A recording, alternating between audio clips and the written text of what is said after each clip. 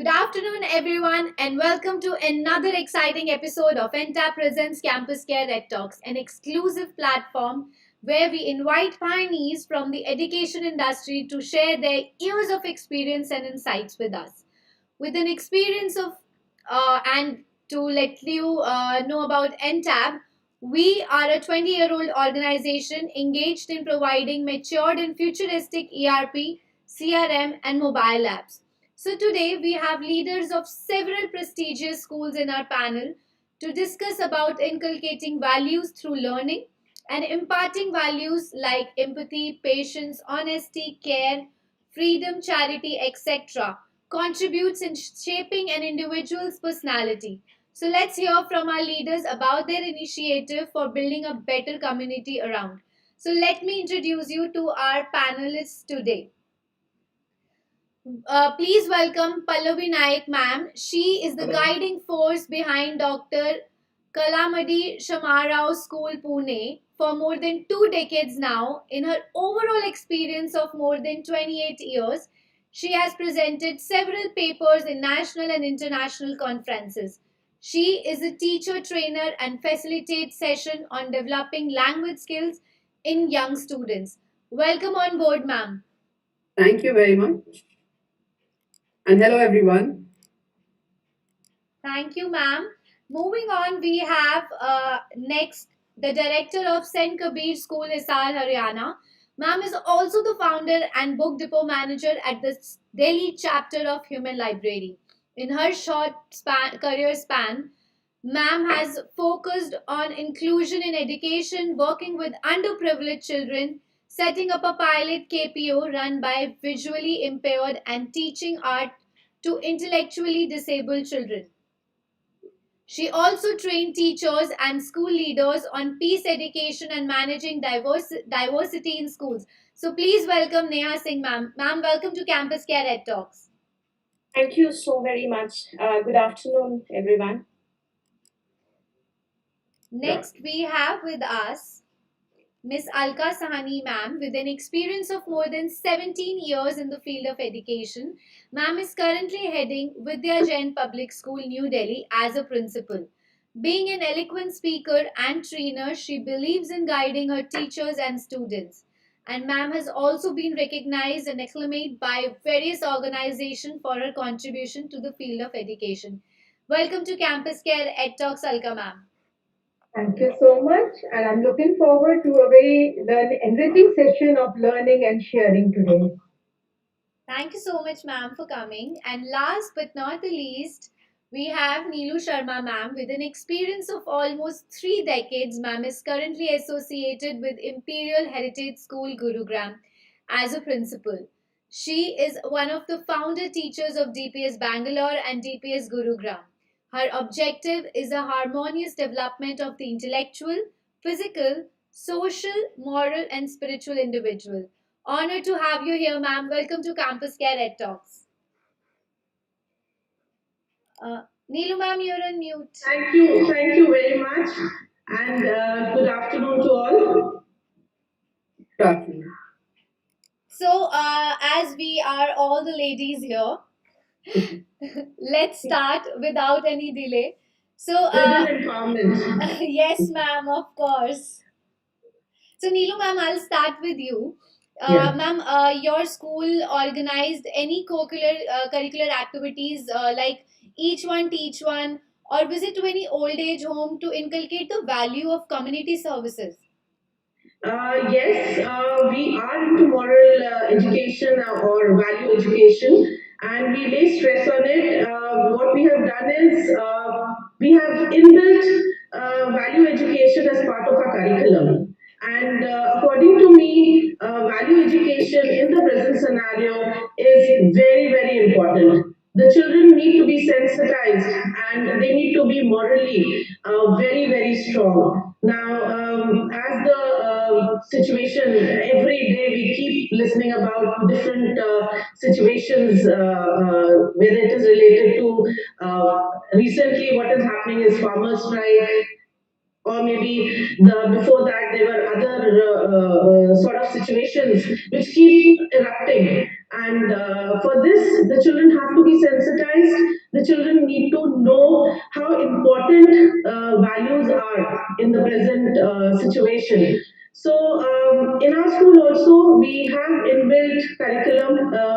We have values for the months. Each one teach one is very very important to us. We send our children to old age home. We have a tie-up with an NGO where children come from the NGO and they spend time here with our children.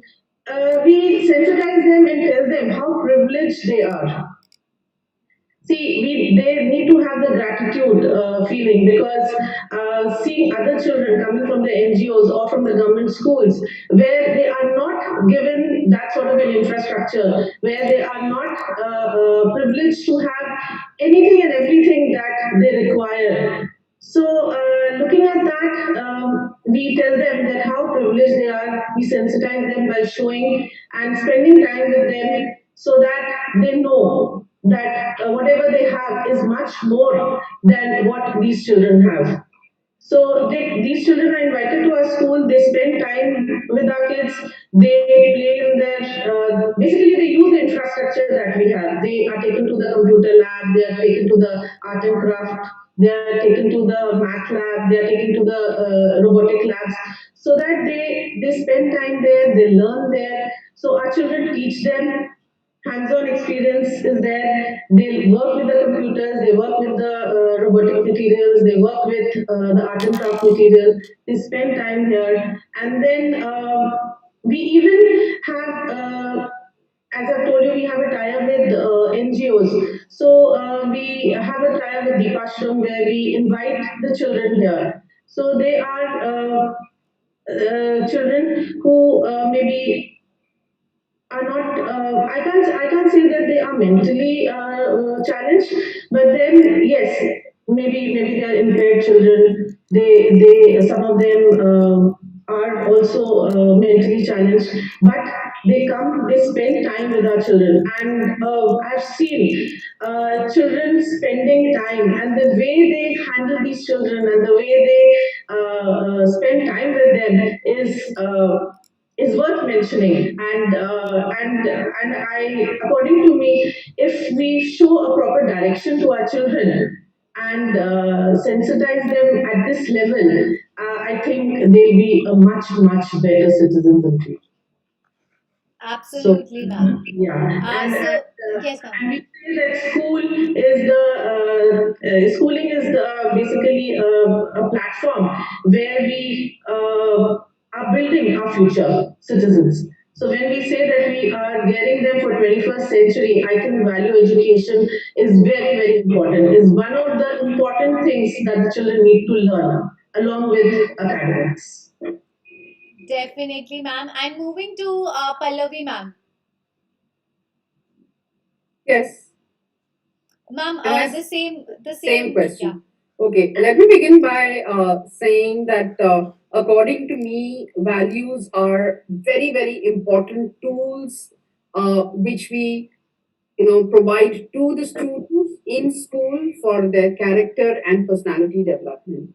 And its values are like codes which help the children to plan how they're going to behave in the house, in the community, with people around.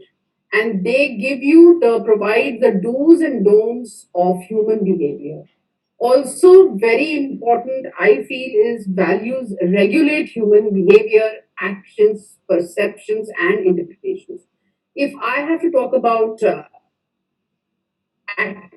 activities we do, what is we have collaborated with an international organization called Charter for Compassion. And through that, our children got an opportunity to have conversations with students from Pakistan. So the idea was like to develop feelings of compassion, empathy, and peace with children from across the border. Happens in that neighboring country. So it was a beautiful activity where students got a real time in terms of through Zoom. They got an opportunity to interact with students of their age from Pakistan, and they shared their stories of compassion. Each group of students tried to understand their contexts because those students were from rural areas and our students are from urban areas. Usually, children read about the conditions of students in rural areas only through textbooks or watch it in films. But here they got a first hand opportunity to interact and learn from each other what their contexts are, what their circumstances are. And that developed a lot of empathy in our students. So, these were a series of talks that we had with the students from Pakistan. The second important program that we run in school, it's an ongoing program. It's again a national level program called Coin for Country. The idea is that we want to encourage our students to understand the importance of contributing at home or in the family. Usually it's considered by the students that the responsibility of whatever work is to be done in the house is of the parents or the grandparents, and children contribute at a very minimum level. But here what we try to do is we encourage the parent and the child to come together and decide that what kind of work is the child going to do in the house. Okay, it could be folding clothes, setting the table, washing the vehicles, watering the plants, helping your grandmom, reading a story, getting someone's homework done, anything in the family. And as a family unit, they decide how much are they going to pay the child for that little activity. And that activity cannot, the payment cannot be more than 10 rupees. It has to be in coins. See this coin for country. That when you earn money, you don't earn money to just donate. You earn money to save so that you can spend and to share it in the community. So our children have two jars. If they earn, let's say, 5 rupees for a simple chore at home, they take the decisions. We are inculcating the value of decision making. We're inculcating the value of dignity of labor. We're inculcating the value of saving and spending mindfully. So they have these two jars and they decide how much money they want to put in each jar after each chore is done. And they keep the spending jar with them at home and they get the saving jar to school. So they donate that amount. Then, in consultation with the children, we decide how do we want to use this amount. We provide them options, or children come up with ideas. Like for the past 2, 3 years, we have been donating it to a blind school for girls for buying voice recorders. So we took the children to the blind school to make them understand why do they need a voice recorder. So it's we don't want them that I earn money, I donate it to someone, and I don't care what they do with that money. It's important that the children learn what is done to the donated amount, to the money. Then we also have donated to an organization in Ladakh to set up a science lab for the students there. And the third organization that we help is an autistic organization in Mumbai, which teaches, trains those autistic children and adults to make food for the homeless, to prepare food for the homeless.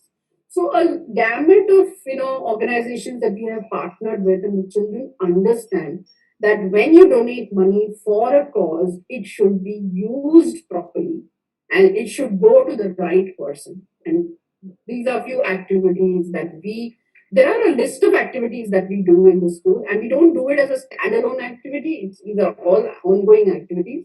So, but I'd like to share these two with you. Thank you. Thank you so much, ma'am. And wonderful, wonderful activities like the students are doing some work or helping the others. They can earn like 5 rupee or 10 rupee. That's such a, they can learn the value of money as well, I guess. Yes, yes. So, moving on to Alka, ma'am. I'll start by, first of all, appreciating what Pallavi ma'am said, like wonderful activity of coin thing, and I really loved it, and I'm going to implement it in our school. Please do. The way, it has come out, you like all the mindfulness you're teaching them to save, the decision making. So, the real purpose of values inculcation, I think it's amalgamated in just one activity. You really don't have to, go and have multiple activities of going to the NGO or going to the orphanage or going to an old age home. You've just amalgamated into a beautiful bouquet. So really, like applause for you and for your school. Thank you. Thank you very much.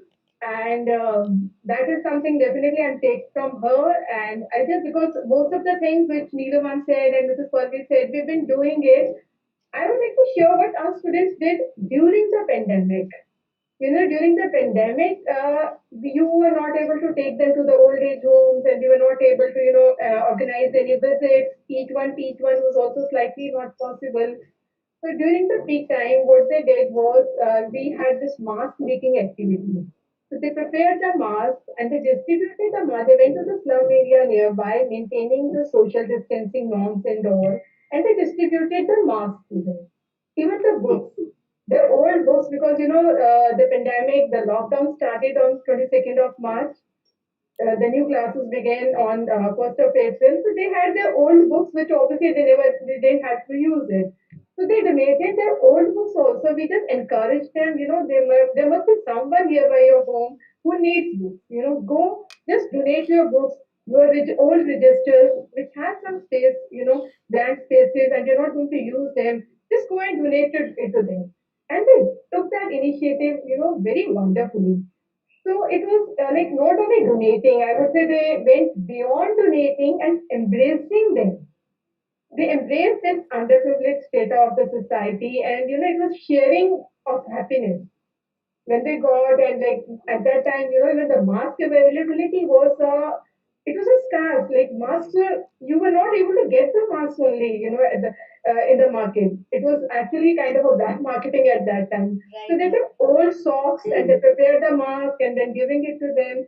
So this is how they did during the pandemic. So apart from the other activities that we do about values inculcation, so I felt that during pandemic also they stepped ahead and kept on doing this work. Yeah, of course, ma'am. Wonderful about making the mask and giving it to the needy. And moving to Neha, ma'am.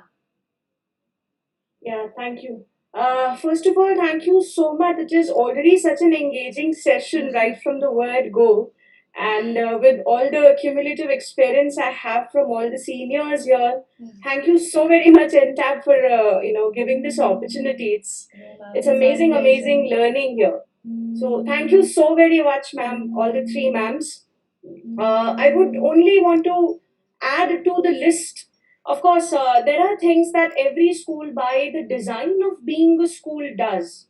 And these days, thankfully, all the good schools, they're very vigilant, they're very aware of little things that need to be done. And that is a very, very good news for all of us educators. So I'm also trying to put forward here all the little projects that we've done in the recent years. We have adopted a village. The school students, they have adopted a village that is very close by. It's only about half an hour's drive from our school campus, and children regularly go there. So they go and engage in cleanliness drives and awareness drives and plantation drives, and they've also sat down with the local the panchayat system over there in the school and had words with them, and they've had those proper chopals under the trees with the punches and the senior people of the villages. So that's that. And we've also are a very regular contributor at an old age home here. So children go and they spend the day, and this happens about 2 to 3, 4 times a year. And they go and ask, and they go and talk to old people there, understand what is that they need, and children try to organize that. So how do they do that? And thank you, Pallavi ma'am, for the coin initiative, where also like ma'am said, we'll also try to build something around that. But currently what we're doing is class 10 is supposed to do SUPW work that contributes towards the grade at the end of the year. So all of our kids, when they do their SUPW work, they come together and they set up sort of a cottage industry right in the school. And every year it's different techniques that they learn. It could be embroidery from some textile making to some sort of handicrafts with paper mache and wooden beads and the works. And even this one time we also had this some of the teachers coming in and teaching them how to make and preserve pickles and the poppadoms and the works. So all of those things, they're then sold off, and the proceeds, then children decide where do they want to give it. At times, it's a blind school that we work with, and we organized similarly the voice recorders and these touch devices, the voice-enabled ones. And it also goes to an orphanage that children frequently visit. So those are the three places: the old age home and the blind school and the orphanage that children send in their proceeds to. Other than this, we have two more ongoing projects that we have engaged in. For the past 2.5 years, we've been working with Nonviolence Project Geneva, and we're, of course, working with the India chapter. And we have created peace curriculums. They had certain guidelines, and we've trained all of our children and teachers. So, and they create activities for themselves, which support conflict management, and they also come together and discuss hows and whys. They have these safe circles.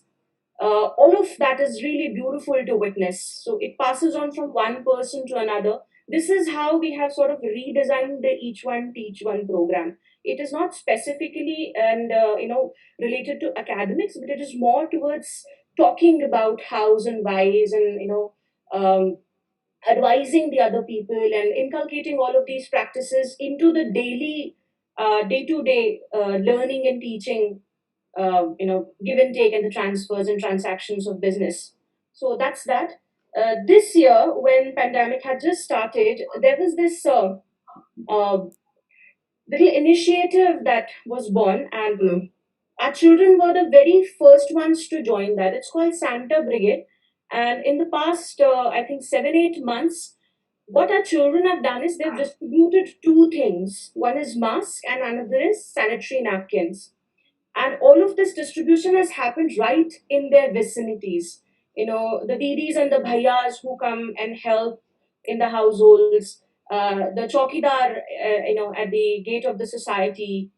So, what this has done is children have started talking about these very important issues as to why a mask or maybe dry milk for that matter is very important to people who do not have access to all of these things, which can be a question of life and death for them. And it was like that, like ma'am said, it had almost gone to the level of getting black marketed. So making those things available to people who are underprivileged and people who we see on a daily basis, I think that builds very strong emphatic bonds with the people who support your life on an ongoing basis.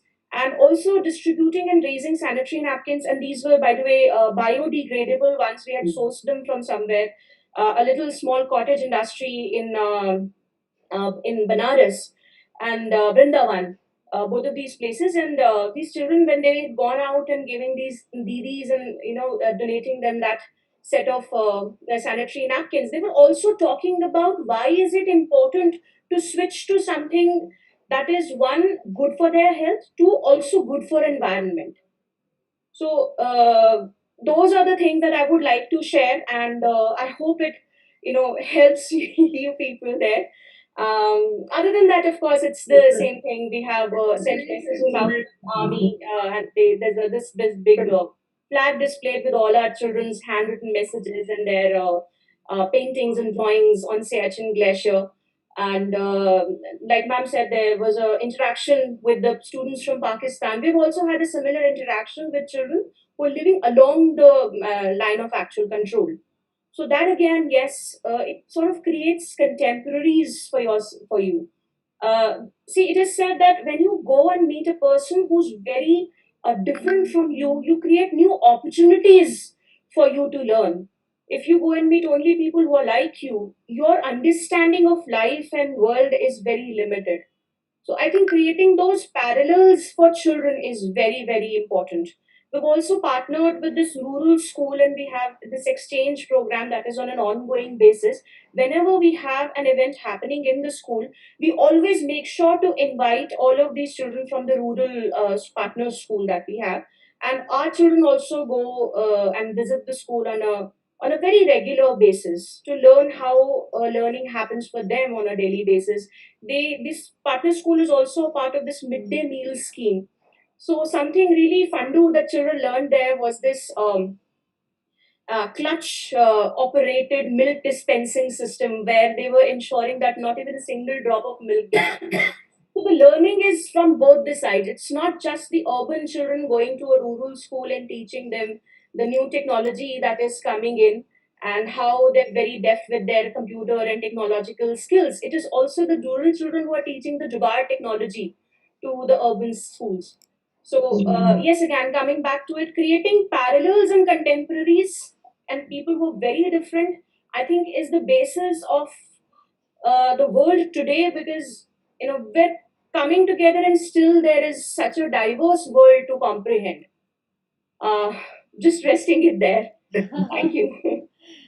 Ma'am, wonderful, wonderful initiatives that all of you are doing, from telling the people about the sanitary napkins and from inculcating the values of, the value of money. All the things are so wonderful that now I am speechless. So, ma'am, as we are moving forward, I'll start with Pallavi, ma'am. Ma'am, so all that we were talking about, value based material in the curriculum. But, ma'am, I just want to know that have you, now that we're in the era of technology, have your school used the multimedia options like animations or podcast, etc.? Yes, definitely. So, what we did was 2 years back, we collaborated with this organization called Elexel School Cinema. It's a Bangalore based company. And what they their plan is that they facilitate value education through short films. Each film has a beautiful message of how friendships are precious, how you need to you know appreciate and be very very appreciative of people with different backgrounds, so kind of an inclusive environment, how do we and diversity, how do we accept. So this program we have implemented for grades 6 to 9, and they have a weekly period embedded in the timetable. So the plan is that they watch the film. There is a pre-conversation or discussion before the film is shown to the children before viewing. Then during they watch the film, because then they know the what is the purpose of watching that film. It also talks about friendships in adolescent age, how friendships, the nature of friendships you should have, and it shouldn't have that kind of a relationship or a sexual tone to it. So those beautiful films, and these actors are none other than like Nasiruddin Shah, Shabana Azmi, such beautiful actors who are part of these films, and they are directed by great directors like Girish Karnad. So, the value that they bring to the program is immense. This activity, as a post activity, is followed by a workbook, which is again designed by Alexis School Cinema Group, and it is designed in such a child friendly way. So, where the children get an opportunity to express their feelings and emotions after watching the film, and especially one beautiful section of what would you do if you were one of those characters? What would you do in that situation or circumstance? So it helps them to connect to the value that they're learning through the film, and also reflect about what would they do in that situation.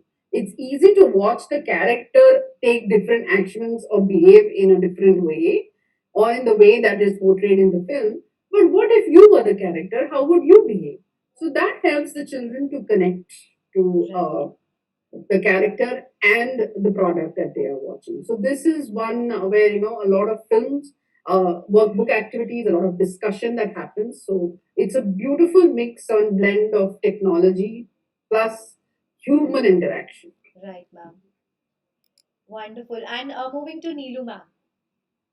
Um, Wonderful, Pallavi ma'am. I just want to first appreciate and applaud your initiatives. It's really wonderful listening to you. Same goes with Neha. Neha, you're doing a wonderful job, and especially the initiative or the drive that you did for the STs. That was very, I think. It's something which is worth mentioning, and it is worth appreciating, because pandemic time, we know the crisis that the people were in, whether it is especially these people who have their daily wages, for them to earn their bread and butter uh, on daily basis was also a challenge. And then doing this drive, I think it's worth applauding and worth appreciating.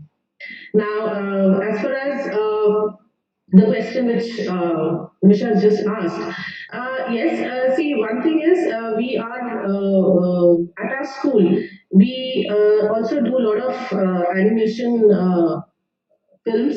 But yes, we've not done any tie-up with anybody. But then yes, whatever values that I've told you initially, that we have a value for the month. So whatever value that we have is supported with a lot of animation movies, or the Nukkad Nataks that we have.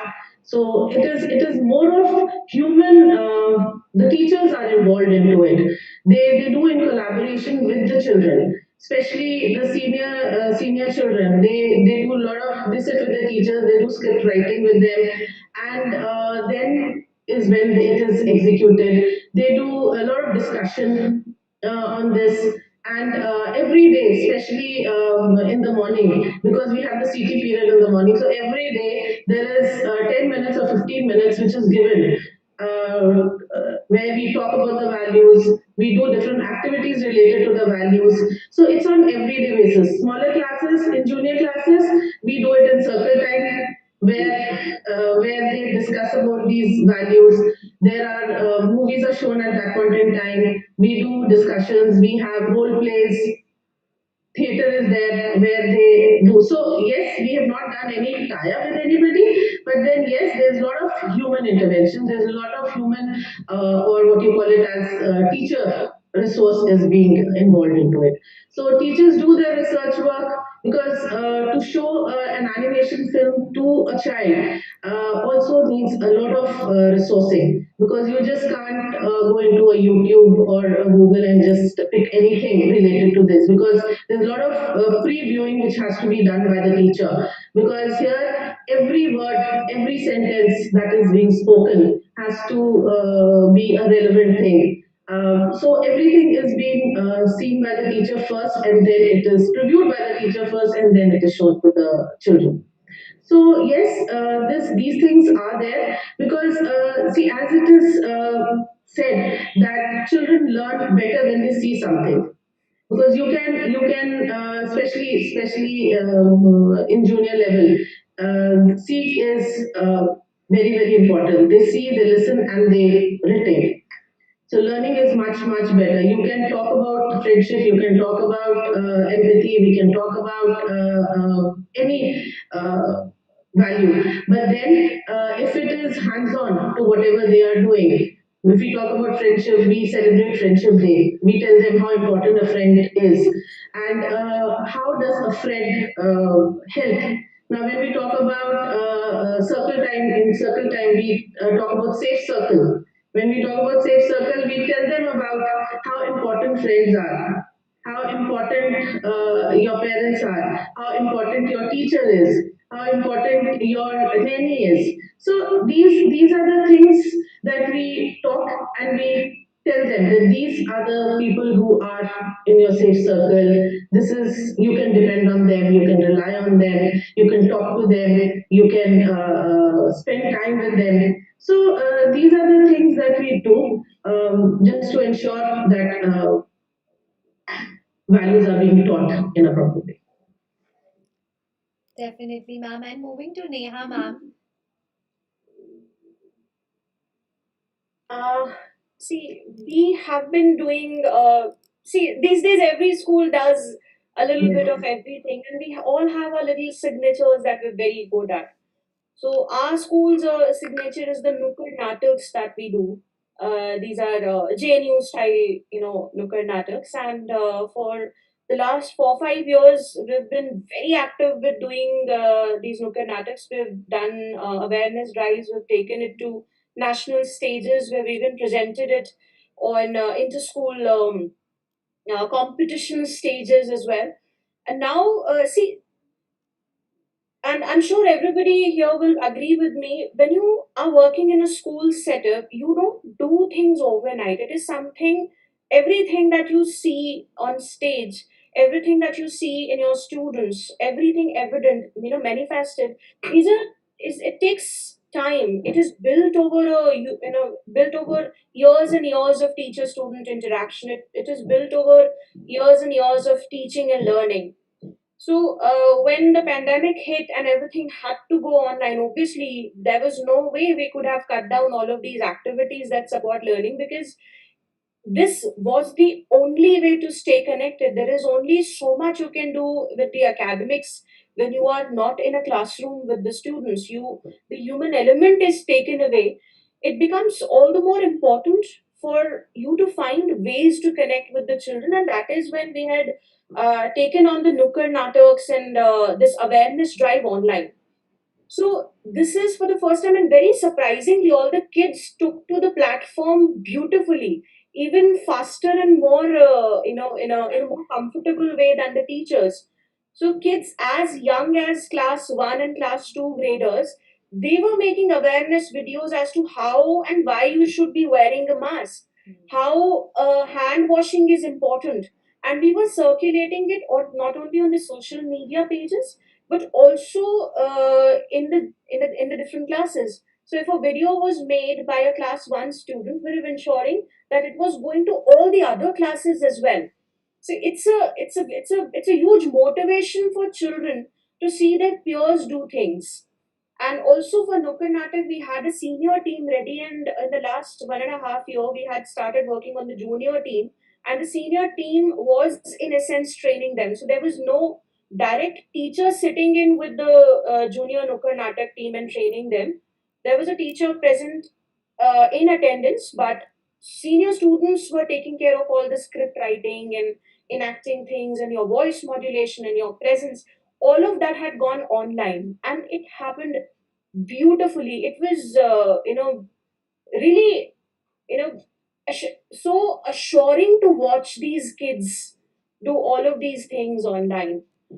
So all of that, yes, has gone digital. We have managed to create a repository of all of these awareness videos. We have also managed to create a repository of academic videos that have been shot and edited by children, for the by the senior children for junior children, and yes, so the each can teach one has also been manifested this way in our school. Right, ma'am. And moving to Alka, ma'am, what about you? I'll just start in two parts. First of all, like value education, how we did it in the online classes, because I'm talking about, what is happening right now. So we integrated it, in our curriculum only. It was, perfectly interwoven in the curriculum. So we used various modes for that in, subject specific modes, I would say. Let's, for example, let's take English. It has reading, writing, all the four skills that you have to go about with it. So for all this, you have to provide them a lot of textual material. The textual material that the teacher provided them was maybe some inspirational novel, maybe ask them to, listen to the speeches of the great leaders. One example example that I would like to share, like, there's this one novel, World of Wonders by R.J. Palacio. So, this is about a deformed child. So, when the teacher was taking the English classes, this was the base. So, they took this novel as a teaching module, and the child not only learned the empathetic vocabulary, it not only led to the enhancement of that, but they actually learned empathy.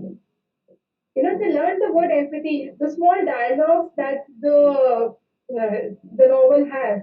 The sister says, Auguste is, he is the son of the house, S-U-N, not S-O-N. So the children, they learn these, through our main teachings only, we inculcated those values. And when it comes to technology, I think we wonderfully wrapped it up with our curriculum. Uh, I would like to share this also, that we were one of the pioneers in starting the online classes in North Delhi specifically. 22nd March was the lockdown. 23rd March, we started our online classes. We had, because the things were in the air, so we had started training our teachers. So class 10th and 12th, we started using, we started the online classes and Microsoft Teams, and we were, our IT team was strong enough. They recommended to go for, Microsoft Teams and all. So right from day one, we have been, using these online modes. For value education, the major mode the teachers are using is Flipgrid. So, what happens in the Flipgrid is there it is like a message board. So there's a topic that the teacher puts up, like let's say there was a topic on water, the safe drinking water. So the children had to link it with SDG, Sustainable Development Goals. So they linked it with that. It was not only safe drinking water that they talked about, they had to research. So it was more of research, more of questioning. That is what is going to lead to the informed choices later on, the informed decision making, meaningfulness. So if one of the child was saying that, before talking about the safe drinking water, he is talking about, how scarce the water is across the globe, that at times there are places where someone has to, walk for 8 hours or more to get, a glass of water, a bucket of water. They had to, when the children were reading, when the children were researching, and they were collaborating with the students across the globe. And here I would like to give an example how they collaborated and they came to know about that teach one when we talked about that. They collaborated with the school in Afghanistan.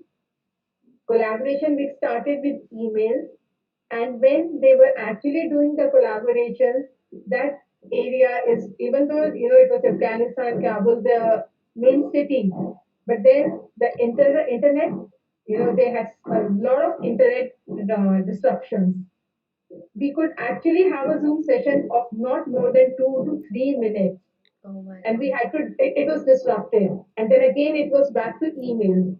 And emails also, the teacher had to go back home, and late at night when there was a good broadband strength, she was reverting to her emails. And it was then our students realized that how privileged they are. They have the access to the resources, and they're always on the WhatsApp playing PUBG or something, and they really do not realize the value of something, the technology that we have and that they don't have. So Absolutely. coming back to the tool that we used was a flip grid, where there were grids. Teacher had given them a topic, and they made some constructive videos. So they shared. So not only does it amplify students' voice, but it also supported student development of global empathy. We were not talking about, it was not now limited to the local empathy. We had, since we are talking about the sustainable development goals, we interwove around that. So it was a global empathy that we immersed our program into. And I think it's a free web tool we all can use. It has its own protection policies. If you don't want to show your face, you can put a sticker. Even if the children wanted to show their face just to have fun, they used to put the sticker also. So it was, but if the learning goes on, we don't mind. So Flipgrid was a wonderful tool, 3 to 4 minutes video. It is all there. The teacher can immediately give the feedback, all the animations, anything you can use over there. So So that was a major tool that we had used to share, to inculcate the values. And it was not only like English languages I've spoken about, it was social science, science. It was integrated in every lesson. It was a conscious intervention by the teacher that how she is going to add SDGs in her lesson. So this is how like it from local to we move to global. Wow, ma'am, that is wonderful. And I think we should all be, thankful for all the things that we've got, which we sometimes say, no, we don't have this and we don't have that. So, ma'am, moving on, Neha, ma'am. Students, we all know that students in a school come from all the different backgrounds and cultures and bring a diverse group of people. So, ma'am, in your school, how do you practice unity in diversity? Yes. So we have.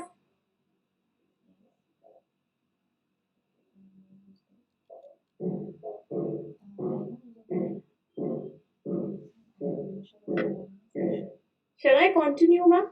Yeah, yeah, yes, ma'am, yes, ma'am. Uh, the project that we're working with MVP, that is one of the major mainstays of how we're tackling diversity and thoughts around diversity. There are very many activities for each of the learning levels and also for teachers to do on a daily basis. Something that I personally do with all of my kids is town halls. We sit down and we talk about questions like discrimination and hows and whys, and why somebody is different from me, yet how I'm able to connect with that person. So I think hearing children out, because they're at an age, the children that we work with, even if they're in 12th standard, they're at an age where their discriminations are not that concrete. They're still in that learning phase. The discriminations come from what the adults around them are talking about, what we're feeding into them. So I think changing the narrative with the kids is very important. Uh, Providing them with a mindset that helps them to question as to why we discriminate. It's very essential in education today, because of course the world is shrinking and it is coming down to the click of your mouse. So we do those town halls, we do conflict management practices. We've also done certain projects in the past and we continue engaging with that in on a regular basis. Is uh, we organize these cultural events where we call in people from different organizations, and we also make sure to invite children who are differently abled. So they may be having intellectual challenges or some kind of physical challenges, and it provides platform to kids to come and interact with these kids in a very lifelike situation. Adding to that, if we bring children, the children who are normal, in a situation where they are helping the people who are differently able, even if it is kids, it brings in an element of these people. It takes it away from empathy to sympathy. That is something we've tackled here, and how we've done it. We have brought in people who are differently able to teach our children.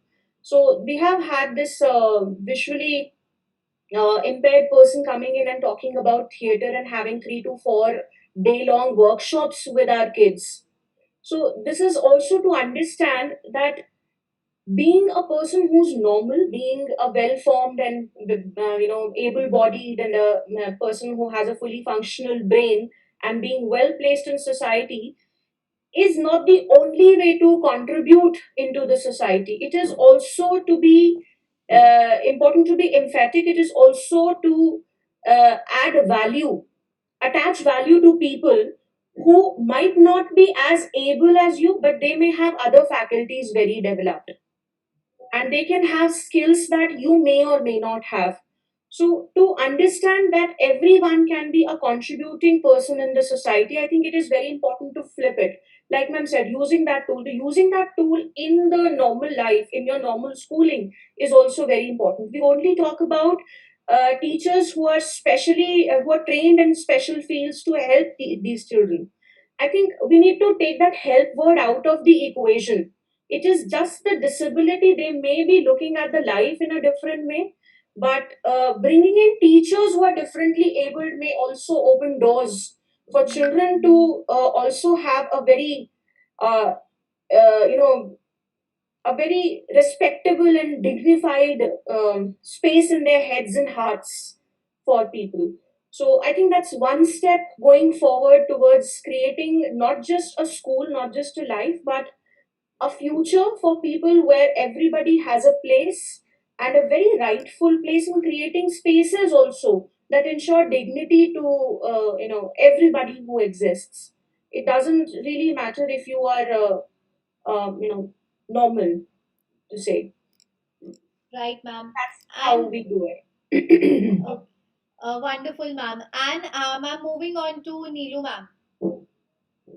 Ma'am, what is your viewpoint on this?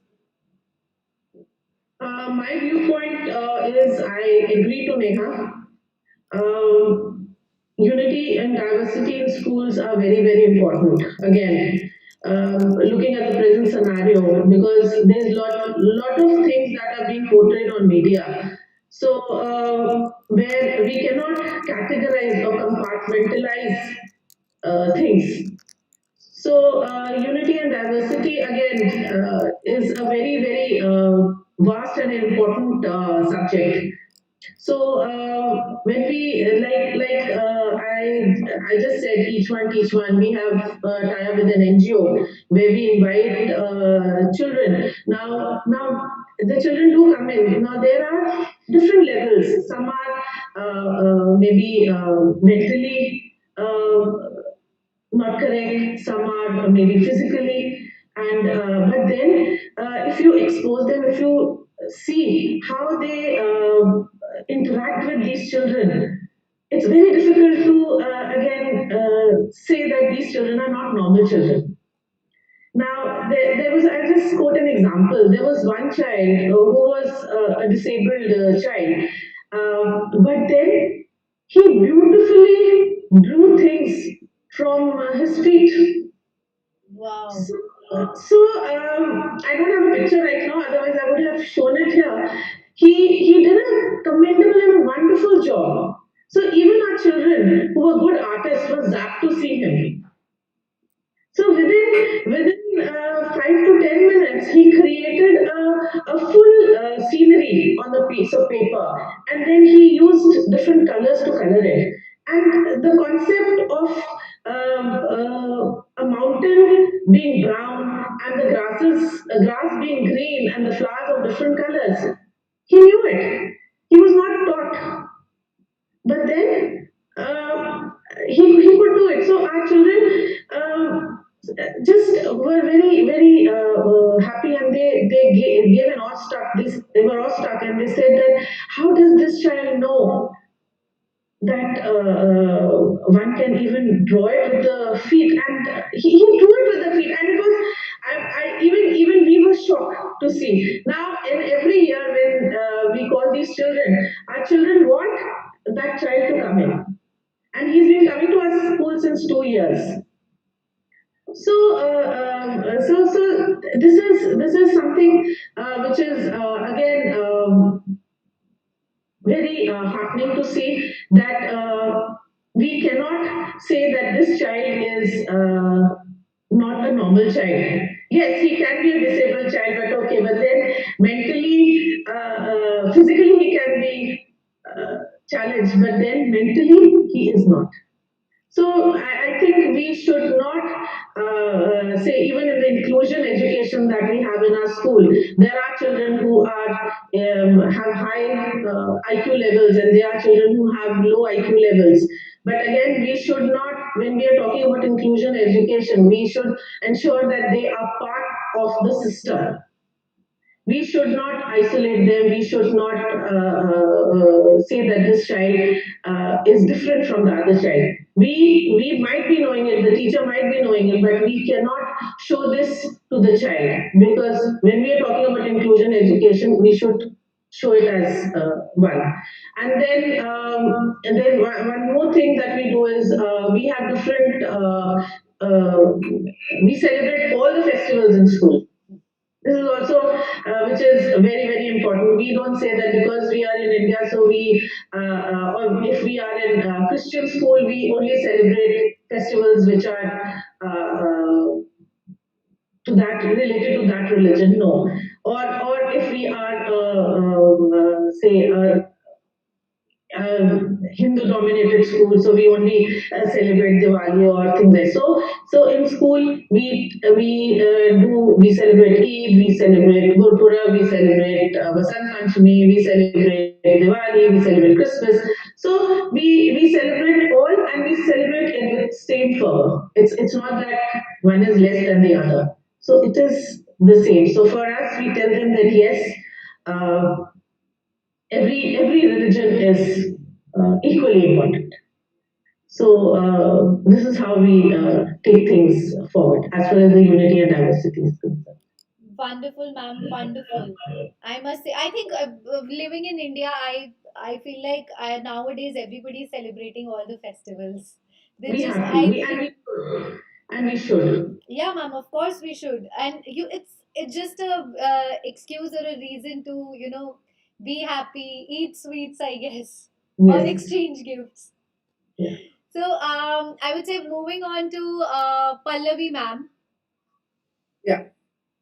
So I feel it's a very very important life skill to teach the students to embrace diversity, because when they will step out of the school, they are going to experience a variety of diversity in terms of gender, in terms of culture, in terms of education, in so many things. They are going to experience diversity. Environments are also going to change, so it's important that they learn to embrace diversity at a very young age. So I'm going to start with a very simple activity which we do on every Friday. Is We also use the public address system to play multi-faith prayers on Friday mornings. So every Friday morning, our students listen to prayers like Gurbani from the Islam. Also, we have it from Christianity, Hindu prayers, Sanskrit prayers, Persian prayers, whatever the prayers teachers get information about. And we don't just play the prayers and that's it. We explain the meaning of what that prayer means.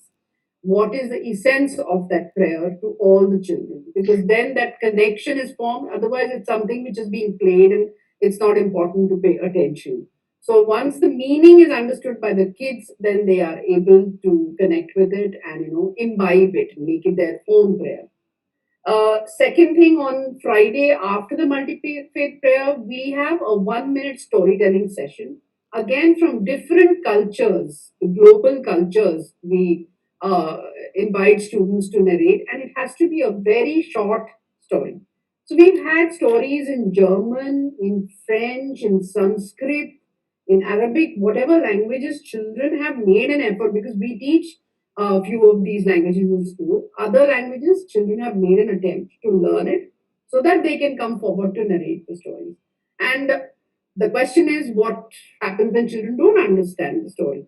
Of course, then there is some kind of a translation also, which is done by another child so that all children understand the story also. Another beautiful program we have in school is gender sensitivity program, where it's a 5 day program for grade 8 and 9 standard students, where they understand the diversity that exists in terms of genders and how it's important as a human being to accept the other gender the way it is and not expect it to change or transform according to your own whims and fancies. So, why is a specific gender designed the way it is? What is the purpose? So, it has an element of sex education also, but a lot of emotional element, learning emotions. about genders, understanding how to be sensitive to other gender, how to be accepting of that gender, and how to coexist. It's important that in a co-ed school, both boys and girls understand the needs, the way each gender develops and grows. All that happens over a period of 5 days with, we have experts coming from the medical profession talking to them.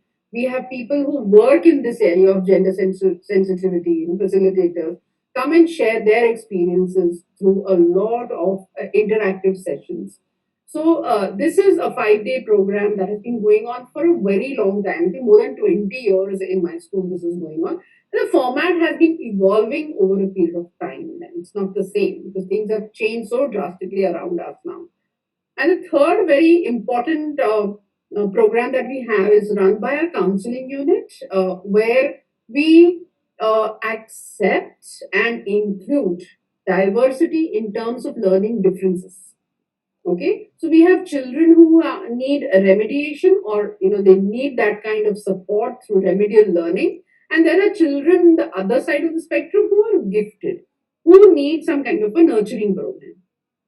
So we provide these activities which are run by professionals. We have a gifted center in our organization which identifies these children, and then they take them through a 3 year nurturing program from grade 6 to grade 8. And of course, later on as an optional activity, but 3 years, these children who are identified as gifted are nurtured in leadership, intelligence, academic learning, creativity, aesthetic, all that. And for a remedial program, again, we identify based on teacher nomination and the performance of the child, where understanding the learning gaps that they experience. And we have a professional educator who takes the children, remedial educator, who coaches the children and helps to fill up these gaps so that the children develop their competencies and are able to assimilate themselves in mainstream education. So these are few activities that we have in school that send a very strong message of embracing diversity. Ma'am, I must say, such wonderful and selfless initiatives all of you are taking. And ma'am, before closing the webinar, Pallavi, ma'am, I'll start with you. Any advice that you would like to give to our young generation? About values, definitely that it's very important that children get exposed and get experience of values that will hold them in good stead in their future life. Because we cannot think of children only in those 12 years that they're going to be with us, but they have a life beyond that. And I feel that school is a beautiful space, a very non-judgmental, non-threatening space we can create where children imbibe, inculcate these values by observing, by practicing, by implementing through their actions, through their behaviors, that that how important values could help them to become a better citizen of this world. Thank you so much, ma'am. And moving to Neha, ma'am. Uh, I actually do not have a message as such for students because, you know, if there was a way for just to give them a message and let them, just let them sail their boat, things would have been so much easier. Indeed, ma'am. I, however, have an appeal to the educators, the teachers, and the school managements. Uh, See, it would make such a difference if we could invest some of our time and resources into, doing all of these things for our teachers as well. So we do something on gender sensitization that is specifically for teachers. We do not have people coming in and talking to our students on gender sensitization, primarily for the fact that these people are not a part of their safe circle. It is only the teachers and the adults they see on a daily basis that children should be taking all of these things home from. We do have safe circles and sensitization programs for teachers where they sit down in a circle and talk about everything that bugs them. So once that is out of their system, the receptacle is now empty for them to fill up new things. So, for children to be able to learn the new uh, skills that are needed for them to go forward in the future, building patience, building resilience, even building, a habit of reflection, whether it is internal or written down on a paper or spoken out loud. I think teachers themselves need to take on these little skills, make them a part of what they bring to a classroom, not just the curriculum, not just the books and that big, whether it is a computer or a projector screen or whatever. It is also a need to learn. It is also a little quality of curiosity, and it is also important for a teacher to bring in that mindset to that classroom. So, with all the foundations we've put out on teachers, with the systems and with the curriculums and with the boards and thousand other things that come from the administration inside the school and outside, I think it is important to liberate our teachers a little bit, to allow them to be effective human beings, to allow them to learn new things, to allow them to learn things because it will upgrade them as humans. Because teaching is just a role. Who acts and enacts that role in a classroom is the human being delivering that. So, as educators, I think we are in a position now with the new education policy coming in, we are in a transition phase because of the first of its kind pandemic that had shut down the world. For us to allow things specifically and specially just for our teachers to learn and have their strong roots into the soil, because then only we can send out messages in the future. Wherever children will carry there are vehicles of everything that we've learned. It is like that Olympic mashal going on, going around the world. So let them have that mileage. Teachers, I think, are the torch bearers now. Students are just a parcel that they send out into the future. So, for that to unpack effectively, we have to put in something that is Right. of supreme value. The seed needs to be really, potent. So, it's that. Absolutely, ma'am. Well Thank you so spoken, Neha. much, ma'am. Very well spoken. Thank you so much. And moving to we're left with Alka ma'am. Alka ma'am, what advice would you give? See, if you're looking for future ready citizens, the global citizens who have tolerance and respect for all, I would like, students, they should have open mindedness, they should have a growth mindset. Our students, they are a wealth of resources. There's a wealth of resources with the students only. All we have to do is give them the opportunities to accept each other, have, resilience, to inculcate the values of resilience in them, embracing each other. That is really very, very important. Our values, they're going to lay the foundation for the understanding of our attitudes, our motivations, because they're going to influence our perceptions later on. I'll give a small example. I wanted to talk when we were talking about university in diversity. I had a student who was autistic, very slightly borderline autistic. So it talks about inclusivity. So the child, a very good child, I would say an average child, slightly above average only if it was, he was disciplined, he was not creating any problems till class 8. And then he came to class 9, and all of a sudden there was complaints from his parents, from other students' parents, and teachers were coming about, that child. And we were worried, like, what is the problem? Why, like, this boy was good enough till class 8. In ninth, all of a sudden, why is he not able to, work it out? What is exactly wrong? So just went into the class. I tried to study. So we worked it out. The class teacher was new. She was a fresher, and maybe a new teacher was not able to handle it. And in class 8 to 9, there's a lot of shuffling of the sections. The child was in a very new scenario. New students were there with him, and then they were just taking his bottle away. They were taking his lunchbox away or his pencil. They used to hide it somewhere. And then because he was slightly autistic, he used to get aggressive. And there were fights. So, I thought I'll go address the students in the class and I'll see how we can work it out. So fortunately, when I went over there, they were in the library sitting. It was a library period. The whole class was there. So I just gathered them in a corner and I said, do you know something about autism or something? So you're sitting in the room. Try to find out the resources. Try to find out what is autism, what is inclusivity, and we gave them one more period to work it out to see how. Let them research.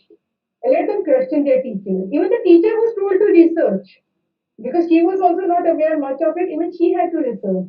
So after a few periods, when we came and when we discussed the things with the students, they had a completely different outlook.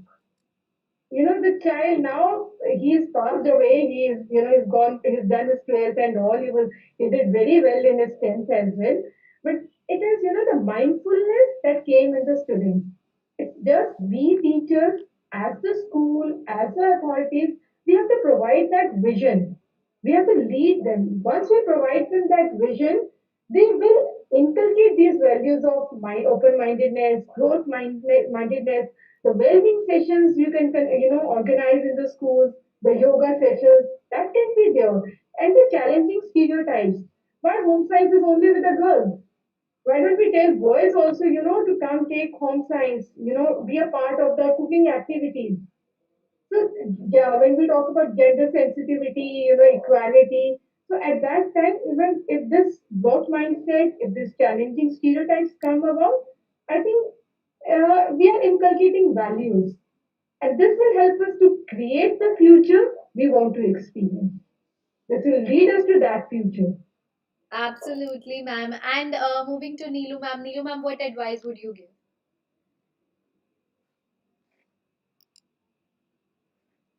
Ma'am, you're on mute.